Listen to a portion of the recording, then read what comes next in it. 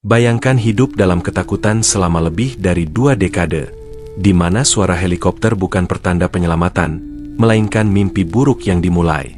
Saat anak-anak kecil menyaksikan orang tuanya diseret keluar rumah, ditembak di depan mata mereka sendiri. Dunia memilih diam. Tapi di balik keheningan itu, di sebuah pulau kecil bernama Timor Timur, sejarah berdarah sedang ditulis dengan air mata dan peluru. Langit dili kelabu ketika fajar menyingsing pada tanggal 7 Desember 1975. Hanya dalam semalam, bayang-bayang hitam helikopter militer Indonesia mulai memenuhi cakrawala, diiringi deru pesawat tempur dan bunyi ledakan yang memecah kesunyian. Warga terbangun dalam kepanikan, sebagian merunduk di bawah ranjang, lainnya bergegas mencari keluarga mereka di tengah kekacauan. Di sudut-sudut kota, pasukan turun seperti gelombang hitam, dengan senjata, dengan perintah, dan dengan satu misi, mengambil alih Timor Timur. Tidak ada deklarasi perang, tidak ada peringatan, tidak ada negosiasi. Operasi Seroja, demikian mereka menyebutnya. Namun bagi warga lokal, ini bukan operasi, melainkan penghancuran. Rumah-rumah dibakar satu persatu. Gereja-gereja ditembaki. Banyak yang mencoba melarikan diri ke pegunungan, hanya untuk diburu seperti hewan liar. Dalam satu hari saja, lebih dari 2.000 nyawa diperkirakan hilang. Seorang bocah kecil, yang kelak dikenal dunia sebagai Sanana Gusmao, menyaksikan ayah dan ibunya ditembak mati karena dianggap simpatisan Fretilin. Ia tidak menangis, bahkan tidak berteriak. Ia hanya menatap, dengan mata yang tidak akan pernah sama lagi. Setelah invasi, pasukan Indonesia menetap. Mereka tidak datang untuk sekadar menundukkan senjata, tetapi untuk mengubah segalanya. Bahasa, agama, sejarah, hingga identitas.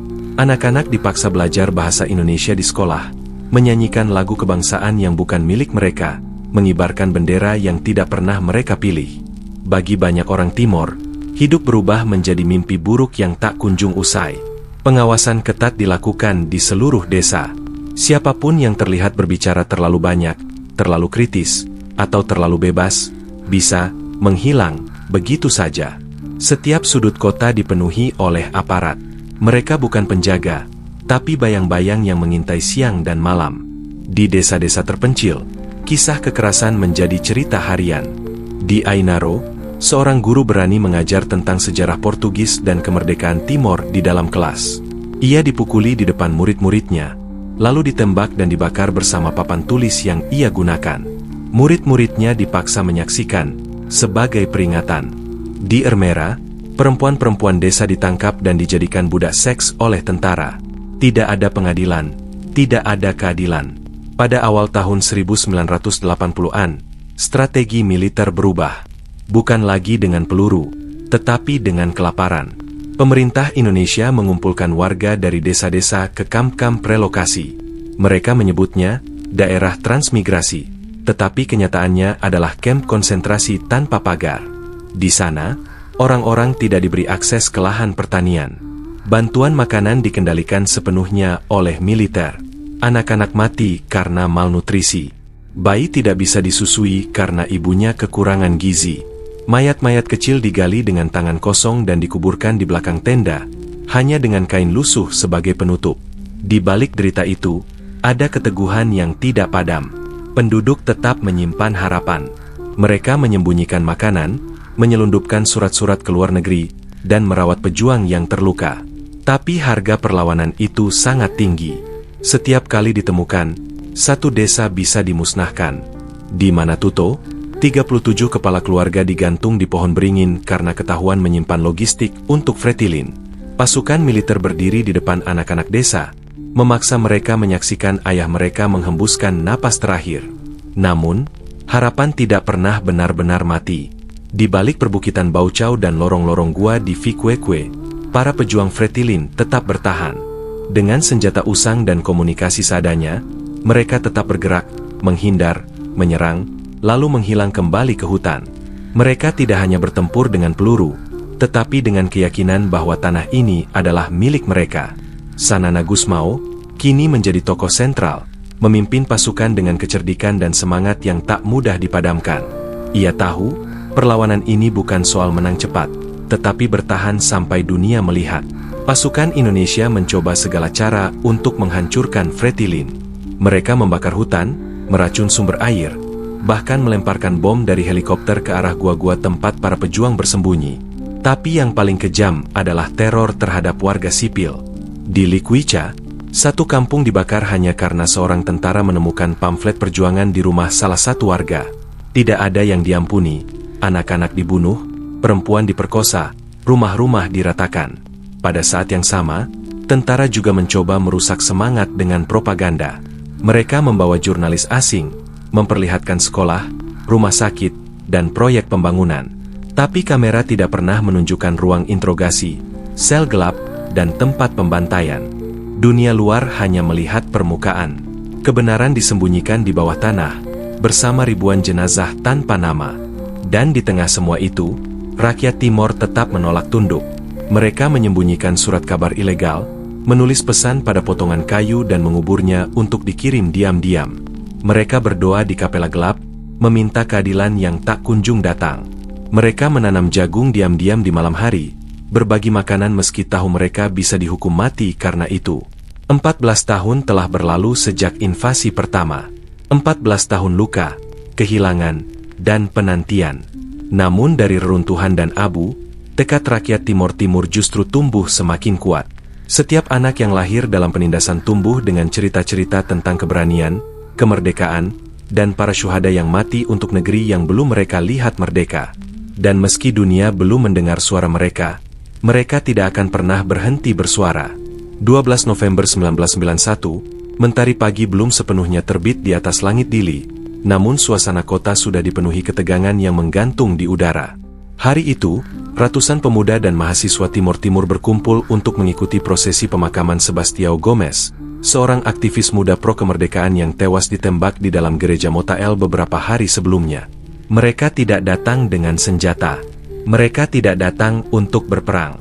Mereka membawa bunga, lilin, dan semangat damai yang membara. Spanduk-spanduk dengan tulisan, Viva Timor Leste, berkibar di atas lautan manusia yang mengenakan pakaian putih dan kain merah di kepala sebagai tanda duka dan perlawanan. Namun di sepanjang jalan menuju pemakaman Santa Cruz, mata-mata aparat Indonesia sudah mengintai. Tentara berpakaian preman menyusup ke tengah kerumunan, menyamar sebagai pelayak.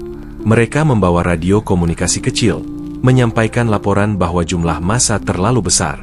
Di ujung jalan pemakaman, truk-truk militer sudah terparkir.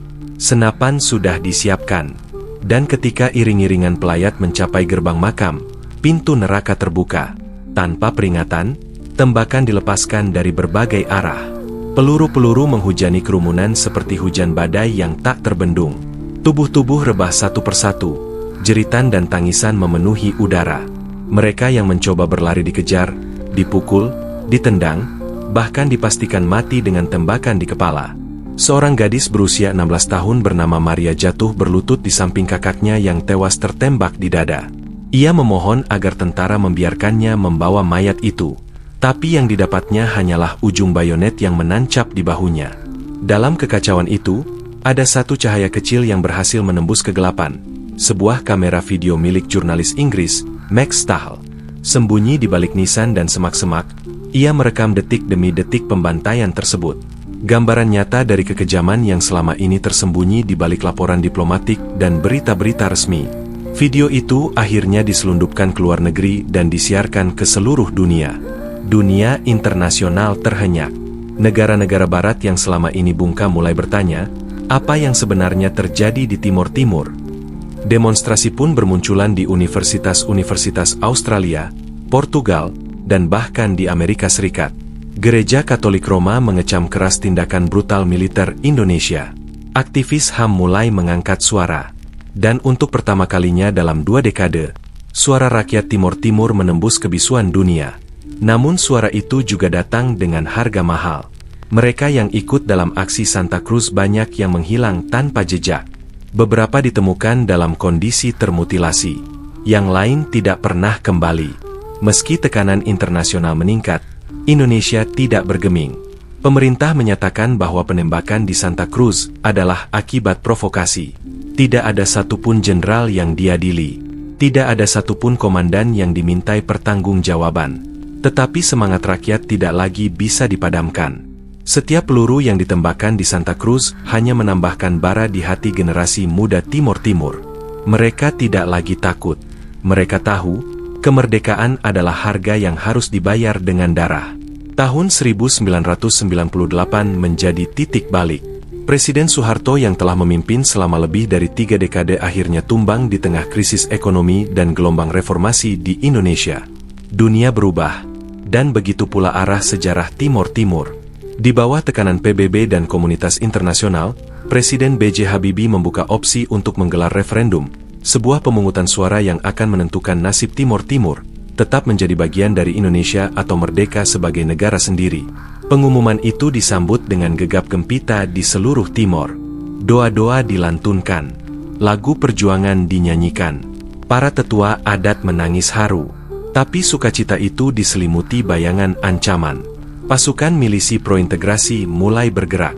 Mereka bukan milisi biasa, mereka dipersenjatai, dilatih, dan dilindungi oleh unsur-unsur dalam militer Indonesia. Tujuan mereka hanya satu, menggagalkan kemerdekaan dengan cara apapun. Saat hari referendum tiba pada 30 Agustus 1999, rakyat Timor datang ke TPS dengan tekad yang tak tergoyahkan. Mereka berjalan kaki, menembus panas, membawa bayi di gendongan dan harapan di hati. Mereka tahu bahwa mencoblos berarti menantang maut. Tetapi mereka tetap datang. Dan ketika hasilnya diumumkan, 78,5% memilih merdeka, kegembiraan pun berubah menjadi mimpi buruk. Dalam hitungan jam, milisi mulai mengamuk. Kota Dili terbakar, rumah-rumah dijarah, sekolah di bumi hanguskan, dan gereja-gereja, tempat perlindungan terakhir, dijadikan tempat pembantaian. Di gereja Suai, lebih dari 200 orang yang berlindung di dalamnya ditembak, ditusuk, dan dibakar hidup-hidup. Para imam yang memohon belas kasihan malah menjadi korban pertama. Di jalan-jalan, perempuan diperkosa di depan anak-anak mereka.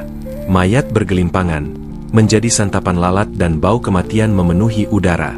Tidak ada tempat yang aman. Bahkan konvu pengungsi yang mencoba menyeberang ke perbatasan pun disergap. Di Oekuse, lebih dari 50 anak diculik dan tidak pernah ditemukan kembali. Sekolah Katolik di Likuica dijadikan pos penyiksaan. Milisi bersorak setiap kali satu tahanan mati.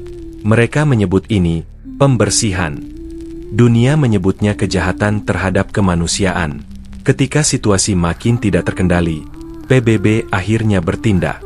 Di bawah tekanan internasional dan desakan Australia, pasukan perdamaian Interfaith dikirim ke Timor Timur. Pasukan Australia, Thailand, Filipina, dan negara-negara lain tiba di Dili dengan mandat untuk menghentikan kekerasan. Tapi mereka datang terlambat. Lebih dari 1.500 orang telah terbunuh. 250.000 orang terpaksa mengungsi, sebagian besar dipaksa ke Timor Barat oleh milisi bersenjata. Kota-kota hancur, infrastruktur lumpuh. Namun semangat tidak mati.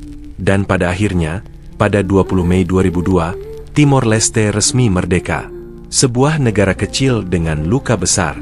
Sebuah negeri yang lahir dari nyala api pembantaian, pengkhianatan, dan penderitaan.